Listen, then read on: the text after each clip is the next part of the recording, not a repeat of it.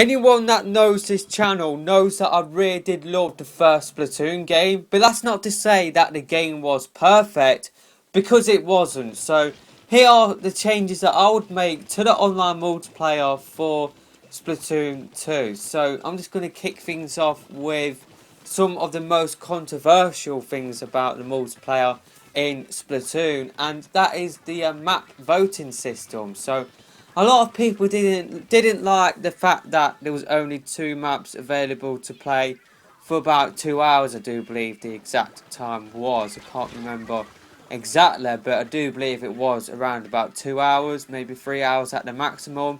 A lot of people had a problem with that, but I didn't, just because I don't know. I found it fun just like playing like 2 maps, getting used to those 2 maps, and then a new set of maps come up, because that sort of system, it means that you will be able to play on every single map. Whereas if they did like a map voting system, then pretty much only the most popular maps will get played on. So I don't really like a map voting system. I know a lot of people would prefer Splatoon to go down the Call of Duty route. So at the end of a match, you vote for a new map, but I'm not really a fan of that, just because like users will just pick certain maps over other maps, and that means you will not be able to get to play on certain maps as often as the most popular maps in the community. So I feel like if they are going to change the map voting system, they should either go down the Overwatch route,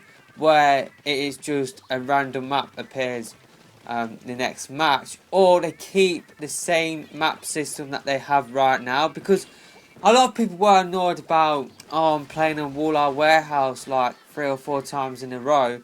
I actually really enjoyed it. Like, I'm not one of these people that was hating on the map system in general. I was okay with it.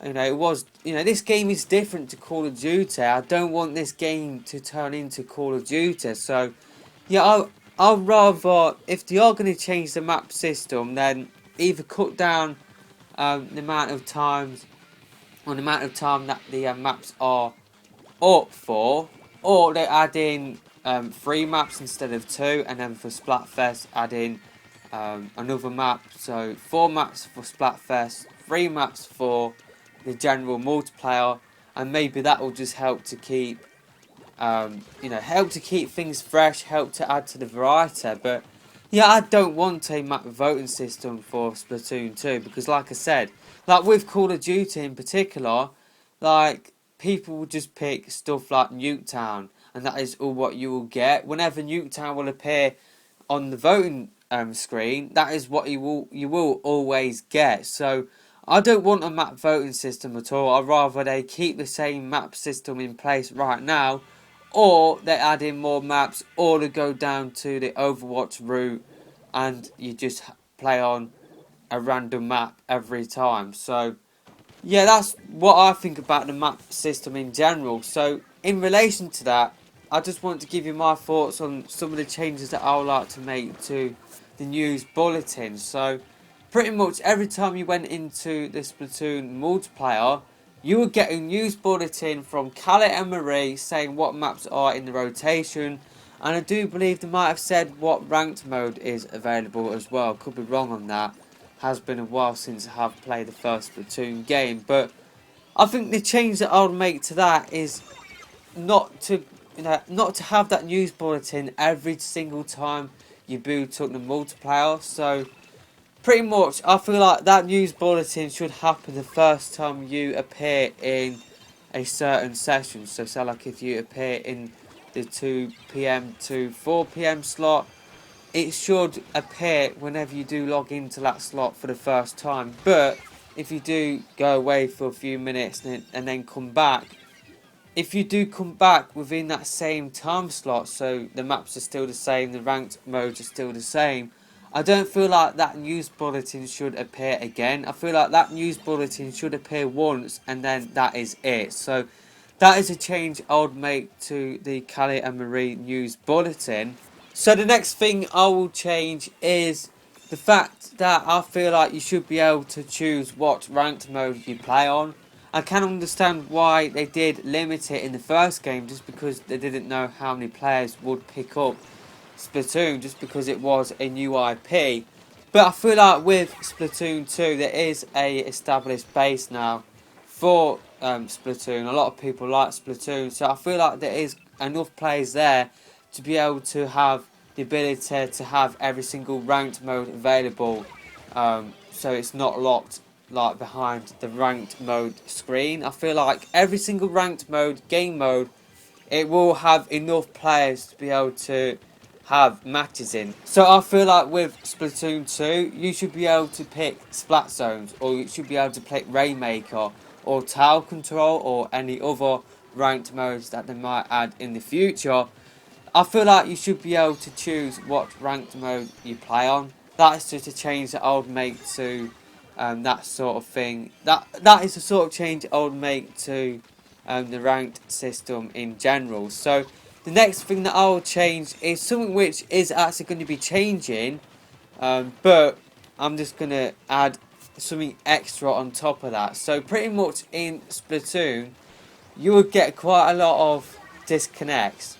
I thought it was my connection, but like in a recent news dump about Splatoon 2, the devs said that they are working on limiting the amount of disconnects that will happen with Splatoon 2, which definitely does please me, just because you did get quite a lot of disconnects, and I think that I'll change in terms of the disconnection sort of thing is with the ranked system. Whenever you did get a disconnection, it will count as a loss, and I don't feel like that is fair. So I'll definitely change that. So say like if you do get a disconnection, then I would limit you from losing points from that. And to go one step further from that, I feel like if you do that, maybe with Splatoon 2, maybe what I'll change is, like in Splatoon Wii U, whenever somebody there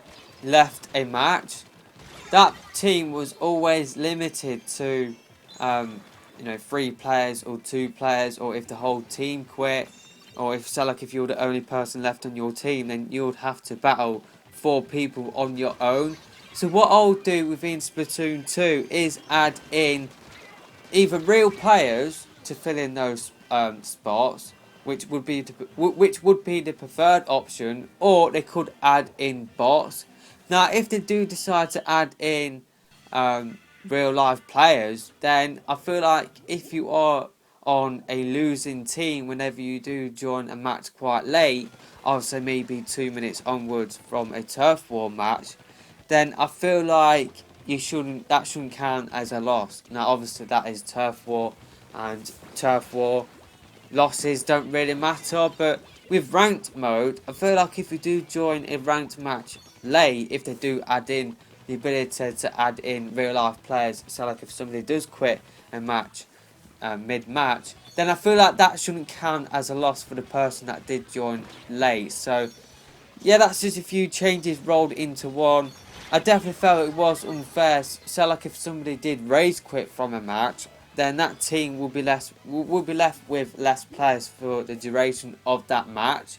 And then at the end of the match, then they will add in more players to fill out the lobby. I feel like they should continue to fill out the lobby like in the match. So say like if somebody does quit mid-match, then it adds in either a bot or a real life player. So that is another change that I would make to the multiplayer in Splatoon Wii U for Splatoon 2. So the next thing that I'll change is add in a invite system to Splatoon. Now we know that the app sort of does that, but hopefully you can do that from the system itself. Hopefully you don't need an app to do that, but yeah, with Splatoon Wii U, it was sort of annoying how you couldn't invite friends to your private lobby, or to your lobby to go into a ranked match, or to go into a turf war match. You just had to go into a like for ranked, you had to go into the ranked sort of bit, and you had to wait for people to join your room. I don't think that is good enough. I feel like an invite system should be in place. And yeah, it seems like there is going to be an invite system for Splatoon 2, but we just don't know at this moment in time whether that will be app-based or not. Maybe by the time this video does go up, maybe we will learn more details about the Switch itself when it comes to invites and voice chat, whether you can do that sort of thing on the system itself. But at this time of recording, we just don't know at this moment in time. So yeah, that is another change that I would make to Splatoon Wii U. So in general, I thought Splatoon was sort of balanced in terms of the weapons, but I definitely felt there are three areas that the devs could look at in terms of balancing the game out even more. And I think the first thing that they should look at, what they already have looked at, and that is the charges. It was sort of annoying in Splatoon when you are playing a ranked mode when you got a charger on your team and they didn't contribute to the objective at all. All what they did was stand off at the back and just try and snipe people, and they basically treated it like, you know, team deathmatch.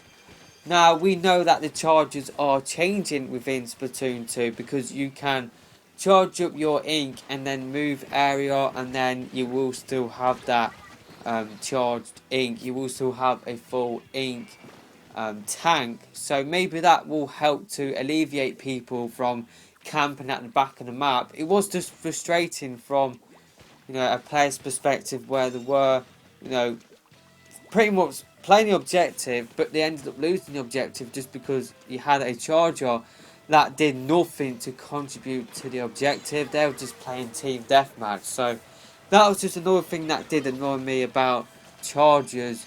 It just didn't really play the objective. They were just out there just to play team deathmatch. So yeah, that sort of thing hopefully will change within Splatoon 2. Now, these next two things are the two things that really did annoy me the most about the general multiplayer within Splatoon Wii U, and that is rollers and the blasters. I feel like those two weapon sets are the most overpowered weapon sets in the game. I feel like with rollers, they are far too dominant. So pretty much up close, it is hard to kill a roller, especially if that roller user knows what they are doing. So pretty much with a roller at this moment in time, whenever they do fling ink, it is a one hit kill, and that pretty much seems like wherever they do hit you. So you know, I know they did change how, so like if you do ink or fling your ink, if it's not central, then generally it isn't a one hit kill, but it definitely does feel like a lot of the time it is a one hit kill, and that goes with pretty much every single roller in the game. And I guess that does depend on whether that roller user knows what they're doing. Obviously, if that person doesn't fling their ink and if they are trying to roll you, then it is pretty easy to combat a roller user. But if a roller does fling their ink, then that is where I do feel like the rollers are too strong. I don't feel like it should be a one hit kill. And if it is a two hit kill, then I feel like it is far too quick to fling like two lots of ink. So that is just something which I would change. And with certain rollers, it's like they have a lot of distance to their ink, and that is a one hit kill as well. So I feel like with rollers, they are far too dominant up close, and it is, you know, they are pretty much dominating like just a general like weapon, like the general like sort of splatter shot weapon. They do dominate that weapon class up close. So I feel like the devs should rein in the rollers a little bit. But based on the footage that I've seen from the rollers within Splatoon 2, it doesn't seem like the devs have changed that sort of aspect about the rollers. They do seem to be really powerful up close still. So it is still a one hit kill with a fling of ink. So yeah, that's just a thing that I would change. And with the blasters pretty much, I feel like they do shoot off far too much ink, so you can just go bam bam bam and then that's it, you're dead. So pretty much with blasters, it's either one hit kill or a two hit kill, but the problem is, like I said before, you know, they shoot off their ink far too quick. So either still make it a one hit, two hit kill, but you change the fire rate of that weapon, or you change how long it takes to kill a inkling. So I guess that sort of goes with the roller as well. You either change the fire rate of the fling of ink, or you change how many flings of ink you need to kill a inkling. So that is just some of the things that I'll change to balance the game out even more. I just felt like the rollers and the blasters were overpowered in Splatoon Wii U. So the last thing that I'll change for Splatoon 2 is add in more game modes. But I already made a separate video talking about some of my game mode ideas. So I will leave a link to that video in the top right, or you can find it on the channel page or in the series playlist. So that is pretty much everything that I'll change in the multiplayer for Splatoon 2. Let me know some of the things that you want to see changed in the multiplayer for Splatoon 2 in the comment section below. But until next time, I'm out of here for now. Goodbye.